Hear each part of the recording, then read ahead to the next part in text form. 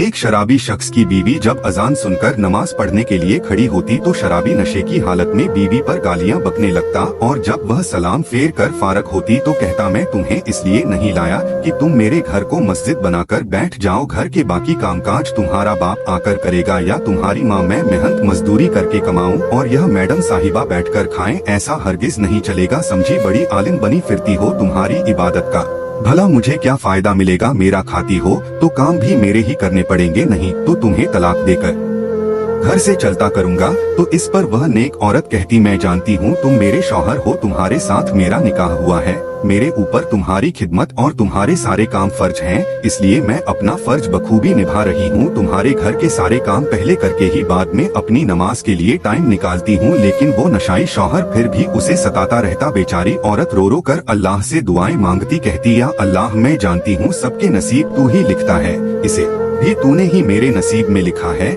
इसलिए जैसा भी है मेरा शौहर है, मुझे कबूल है, मैं इनकार नहीं करती, मगर मालिक मैं सिर्फ यह चाहती हूँ कि तू इसे हिदायत देकर शराबी के बजाय नेक इंसान बना दे। औरत हर रोज इस जाहिल इंसान के सितम सहकर भी खामोश रहती, कभी शिकायत ना करती, वो सब्र के साथ अल्लाह की रहमत का इंतजार करती। वह कहते हैं ना कि अल्लाह अपने नेक बंदों की आजमाइश लेता है। फिर एक दिन वह शराबी शौहर शाम को जैसे ही घर में आकर दाखिल हुआ तो उसने देखा कि उसका बच्चा रो रहा है, बीवी बाहें बांधकर नमाज में खड़ी है।